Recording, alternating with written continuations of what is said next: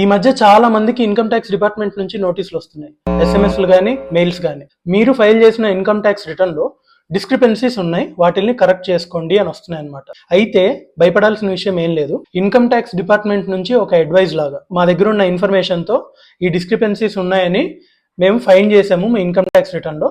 So దయచేసి దాన్ని correct చేసుకోండి అని ఒక అడ్వైజరీ నోటీస్. అయితే ఈ డిస్క్రిపెన్సీస్ వెనకాల ఉన్న రీజన్స్ ఏంటి అంటే, ఒకటేంటంటే ఇన్కమ్ ని కరెక్ట్ గా రిపోర్ట్ చేయకపోవడం. అంటే కొన్ని ఇన్కమ్స్ ని వాలంటరీగా చాలా మంది హైడ్ చేస్తుంటారు అనమాట. ఏముందిలే అని. అవి చిన్న చిన్న ఇన్కమ్స్ అయినా కావచ్చు, వాటిని హైడ్ చేస్తుంటారు. అదైనా అవ్వచ్చు. హై వాల్యూ ట్రాన్సాక్షన్స్ ని హైడ్ చేస్తారనమాట. మీరు మీ బ్యాంక్ లో క్యాష్ డిపాజిట్ చేశారు 10 lakhs కంటే ఎక్కువ, లేకపోతే ఏదైనా ప్రాపర్టీ ట్రాన్సాక్షన్ చేసి దాన్ని వాలంటరీగానో లేకపోతే తెలియకనో ఎలాగో అలా ఇన్కమ్ ట్యాక్స్ లో చూపించలేదు. చాలా మంది శాలరీడ్ ఎంప్లాయీస్ ఎగ్జంప్షన్స్ రూపంలో, డిడక్షన్స్ రూపంలో యాక్చువల్ గా వాళ్ళు కట్టింది లేకపోతే వాళ్ళకి ఎలిజిబిలిటీ ఉన్నది కాకుండా అడిషనల్ అమౌంట్స్ అన్ని పెట్టేసుకొని ఎక్కువ రిఫండ్ తెప్పించేసుకుంటారనమాట. చాలా స్ట్రిక్ట్ గా చూస్తున్నారు. మీరు గనక తప్పుగా ఏదన్నా ఎగ్జంప్షన్స్ కానీ డిడక్షన్స్ కానీ క్లెయిమ్ చేసుకొని ఎక్కువ రిఫండ్ క్లెయిమ్ చేసి ఉంటే మటుకు ఖచ్చితంగా మీకు ఈ నోటీస్ వచ్చే ఉంటుంది. Check your mail. ఎందుకంటే కొన్ని మెయిల్స్ స్పామ్ లో కూడా వెళ్ళిపోతుంటాయి అనమాట. మీరు దాన్ని ఓవర్లుక్ చేయొచ్చు. మీరు చేసే ఒక చిన్న పొరపాటు వల్ల మీకు చాలా ఇబ్బంది ఉంటుంది ఫ్యూచర్లో. అందుకని ఒకసారి శాలరీడ్ ఎంప్లాయీస్ మెయిన్గా అందరూ మీ మెయిల్స్ ఓపెన్ చేసుకొని ఇన్కమ్ ట్యాక్స్ డిపార్ట్మెంట్ నుంచి ఏమైనా మెయిల్ వచ్చిందా లేదా చెక్ చేసుకోండి. 4th కేసు కూడా చాలా సీరియస్ కేసు. ఏంటంటే చాలా మంది పర్టికులర్లీ యుఎస్ స్టాక్స్ లో ఇన్వెస్ట్ చేస్తుంటారు. ఆ యుఎస్ స్టాక్స్ లో దాన్ని రిపోర్ట్ చేయరనమాట. ఏముంది, జస్ట్ ఇన్వెస్ట్ చేసాం అంతే కదా, అమ్ముకోలేదు కదా అంటే కాదు. మీకు మీ పేరు మీద ఫారెన్ లో ఏదన్నా అసెట్ ఉంటే అది ఖచ్చితంగా డిస్క్లోజ్ చేయాలి మీ ఇన్కమ్ ట్యాక్స్ రిటర్న్ లో. So foreign stock is also asset, అది ఫారెన్ అసెట్ అవుద్ది మీకు, కాబట్టి దాన్ని కూడా ఖచ్చితంగా రిపోర్ట్ చేయాలి. ఎవరికి తెలుస్తుందిలే, ఏమవుతుందిలే, ఎవరికి తెలీదు అని ఓవర్లుక్ చేశారా, ఇది మటుకు చాలా సీరియస్ కేసు అనమాట. ఖచ్చితంగా మీరు ఫారెన్ లో ఏదన్నా సేల్ చేసిన స్టాక్స్ లేకపోతే అట్లీస్ట్ కొన్నా హోల్డ్ చేస్తున్నా ప్రతిదీ రిపోర్ట్ చేయాలి. కొంతమందికి ఏంటంటే తెలీదు. అలా వీటి మెజారిటీ ఇవన్నమాట. సో ఇలాంటి వాటిల్లో మిస్ మ్యాచ్ అయ్యి మనం తప్పుగా ఐటీఆర్ ఫైల్ చేయడం, మన ఐటీఆర్ ఫైల్డ్ ఇన్ఫర్మేషన్ డిపార్ట్మెంట్ దగ్గర ఉన్న ఇన్ఫర్మేషన్తో మ్యాచ్ అవ్వకపోవడం, ఇలాంటి డిస్క్రిపెన్సీస్ వల్ల మనకి నోటీస్ వచ్చి ఉంటుంది. అయితే ఇప్పుడు ఏం చేయాలి ఈ నోటీస్ వచ్చాక? సో ఫస్ట్ థింగ్ ఏంటంటే, అసలు ఆ నోటీస్ నిజంగా ఇన్కమ్ ట్యాక్స్ డిపార్ట్మెంట్ నుంచి వచ్చిందా లేదా చూసుకోవాలి. అంటే ఇది జోక్ కాదు. చాలా మంది ఏంటంటే ఇట్లా సైబర్ క్రైమ్స్ కూడా జరుగుతూ ఉంటాయి. సో ఫ్రాడ్యులెంట్ మెయిల్స్ అన్ని పంపించి మన దగ్గర డబ్బులు లూట్ చేస్తూ ఉంటారనమాట. So first check for authenticity, నిజంగా ఇన్కమ్ ట్యాక్స్ డిపార్ట్మెంట్ నుంచి వచ్చిందా లేదా. సెకండ్ది, అసలు ఏ నోటీస్ వచ్చింది మనకి.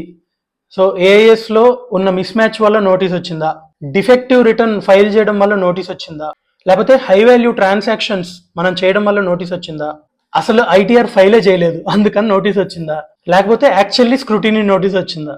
సో అలా రకరకాల నోటీసులు ఉంటే దానికి తగ్గట్టుగా మనకు వచ్చిన నోటీస్కి తగ్గట్టుగా మనం రిప్లై పెట్టాల్సి ఉంటుంది. కాబట్టి ఫస్ట్ అసలు ఆ నోటీస్ ఎందుకు వచ్చిందో ఐడెంటిఫై చేయాలి. తర్వాత in case if you feel ఈ నోటీస్ తప్పుగా వచ్చింది, డిపార్ట్మెంట్ దగ్గర ఉన్న ఇన్ఫర్మేషన్ రాంగ్ అని మీరు ఫీల్ అయితే కనుక gather all the proofs.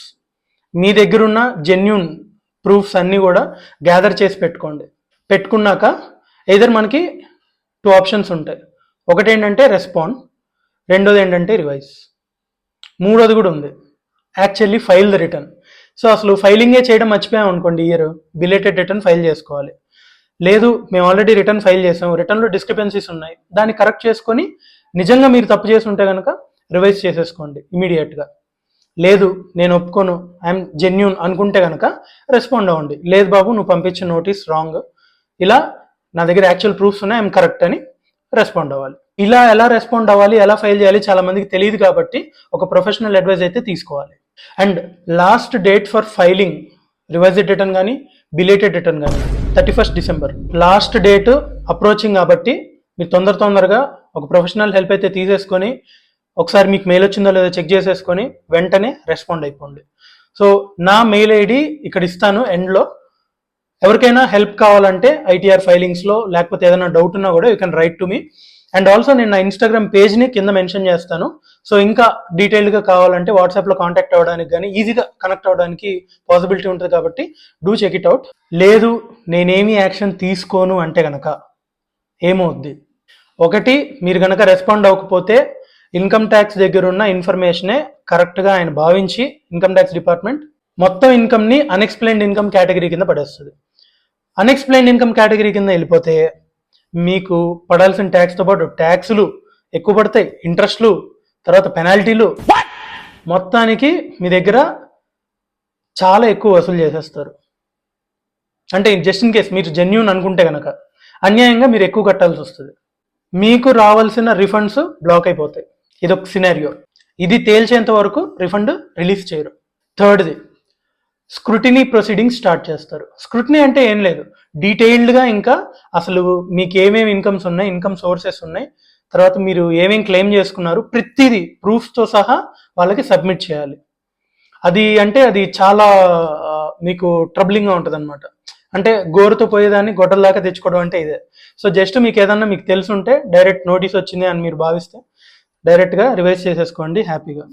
And once స్క్రూటినీలోకి వెళ్ళిందంటే కనుక అది కొంచెం పెద్ద పంచాయతీ అవుద్ది. లేదు మీకు ఫారెన్ అసెట్స్ ఉన్నాయి, దాన్ని రిపోర్ట్ చేయలేదంటే కనుక అది చాలా పెద్ద పంచాయతీ అవుతుంది, ప్రాసిక్యూషన్ దాకా కూడా వెళ్ళొచ్చు. సో ఫారెన్ అసెట్స్ కేసు అనేది చాలా సీరియస్ కేసు అనమాట. సో చాలా మందికి తెలియకుండా స్టూడెంట్స్ అందరూ ఈ ఫారెన్ స్టాక్స్లో ఇన్వెస్ట్ చేసేయడం just it's matter of few minutes కదా. జస్ట్ ఏదో యాప్ డౌన్లోడ్ చేసుకుంటారు, బ్యాంక్ అకౌంట్ కనెక్ట్ చేస్తారు, మనీ పంపించుకుంటారు, ఫారెన్లో స్టాక్స్ కొనేస్తారు. It is that easy. But reporting అనేది చాలా చాలా కష్టం, చాలా చాలా అకౌంటబుల్గా ఉండాలి అలాంటివి చేసినప్పుడు. సో అవగాహన ఉండకపోవచ్చు చాలా మందికి. కాబట్టి అవి చాలా సీరియస్ కేసులు. కాబట్టి అర్జెంటుగా మీ మెయిల్స్ చెక్ చేసేసుకోండి. ఏమన్నా ఉంటే కనుక నన్ను కాంటాక్ట్ అవ్వండి.